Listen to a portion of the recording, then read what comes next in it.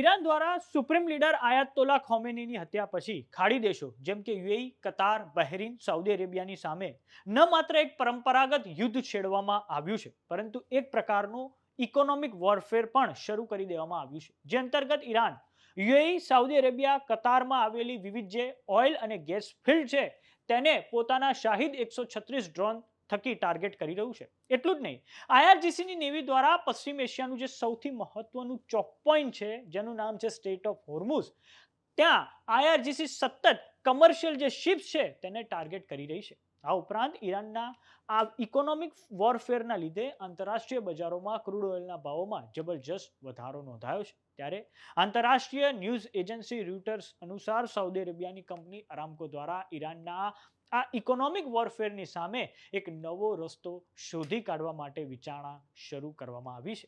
આવો જાણીએ સમાચાર વિસ્તારથી. નમસ્કાર, જમાવટ સાથે હું છું પાર્થ.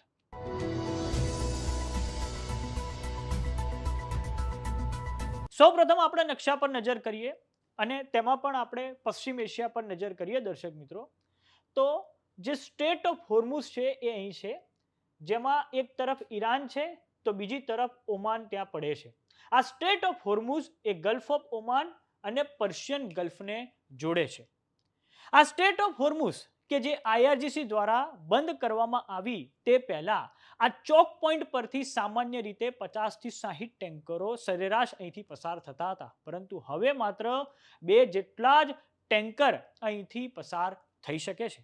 હવે આપણે બીજા નકશા પર નજર કરીએ તો આ સ્ટેટ ઓફ હોર્મુઝનો એક ખૂબ ડીપ જે ફોટો છે તે છે. તમે જોઈ શકો છો આ જે છે ટેન્કરો છે, ઓઇલ ટેન્કરો. અને આ સ્ટેટ ઓફ હોર્મુઝમાં અમુક જગ્યાએ તો માત્ર પહોળાઈ 33 કિલોમીટરની જ છે. હવે આપણે જાણીએ કે સ્ટેટ ઓફ હોર્મુઝ બંધ થવાથી સૌથી મોટો ફટકો કોને પડ્યો છે. તો આ સ્ટેટ ઓફ હોર્મુઝ બંધ થવાથી યુરોપને પણ ફટકો પડ્યો છે, કેમ કે 2022માં જ્યારથી રશિયા યુક્રેન યુદ્ધ શરૂ થયું છે ત્યારે યુરોપ પોતાની ક્રૂડ ઓઇલની જરૂરિયાત અને એલએનજીની જરૂરિયાત માટે ખાડી દેશો જેમ કે સાઉદી અરેબિયા, યુએઈ, કુવેત, કતાર પર નિર્ભર બન્યું છે. તેણે રશિયા તરફથી એલએનજીનો જે સપ્લાય છે તે સ્ટોપ કરી દીધો છે. અને એમાં પણ બ્રિટન, ઇટલી, બેલ્જિયમ, પોલેન્ડ તો ખૂબ મોટા પાયે આ સ્ટેટ ઓફ હોર્મુઝ પર નિર્ભર છે. હવે વાત કરીએ ખાડી દેશોની અને તેમાં પણ વાત કરીએ કતારની.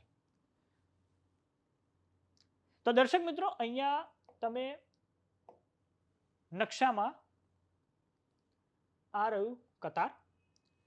વાત કરીએ કતારની તો કતાર જે દુનિયાનું સૌથી મોટું એલએનજી એટલે કે કુદરતી વાયુનું ઉત્પાદક છે, તેણે ઈરાનના હુમલાઓ પછી પોતાના ત્યાં એલએનજીનું ઉત્પાદન કરતા કેન્દ્રો બંધ કરી દેવાનો નિર્ણય લીધો છે. વાત કરીએ ઈરાકની અને ઈરાકમાં પણ આ તમે જોઈ શકો છો અહીંયા આવેલું છે એક બસરા રીજન. તો ઈરાકના બસરા રીજનમાં જે ઓઇલ ક્ષેત્ર આવેલું છે તેનું નામ છે રૂમાલિયા ઓઇલ ફિલ્ડ. આ રૂમાલિયા ઓઇલ ફિલ્ડ અહીં તેણે ક્રૂડ ઓઇલનું ઉત્પાદન ઓછું કરવાનો નિર્ણય લીધો છે, કેમ કે આગળ સ્ટેટ ઓફ હોર્મુઝ બંધ હોવાથી તેની જે સ્ટોરેજ કેપેસિટી છે તે હવે પૂરતી નથી. વાત કરીએ ફુજૈરા નામની ઓઇલ ફિલ્ડની તો તેના પર ઈરાન દ્વારા થોડાક સમય અગાઉ હુમલો કરવામાં આવ્યો હતો, જે યુએઈમાં આવેલા હેબશાન ફુજૈરા પાઇપલાઇનનો ભાગ છે. એને પણ આપણે નકશાની મદદથી સમજીએ. તો આ દર્શક મિત્રો તમે જોઈ શકો છો એ યુએઈની પાઇપલાઇનનો નકશો, અને થોડાક સમય અગાઉ ઈરાન દ્વારા આ ફુજૈરા કે જેનો જે ગલ્ફ ઓફ ઓમાનમાં આવેલું છે,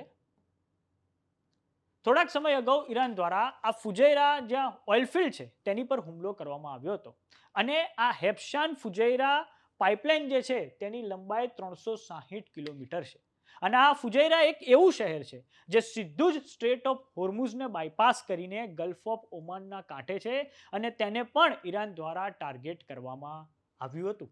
હવે વાત કરીએ સાઉદી અરેબિયાની તો તેના દ્વારા પોતાની ઈસ્ટ વેસ્ટ પાઇપલાઇન વાપરવા પર હવે વિચારણા ચાલી રહી છે, જેના થકી તેના ક્રૂડ ઓઇલને પર્શિયન ગલ્ફમાં ના જવું પડે.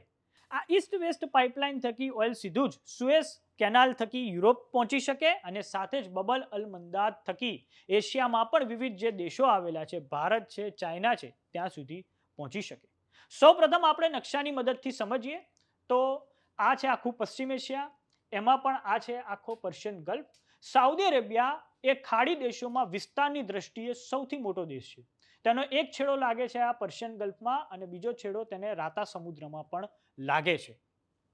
આ ઈસ્ટ વેસ્ટ જે ક્રૂડ ઓઇલની પાઇપલાઇન છે તેની લંબાઈ 1201 કિલોમીટર છે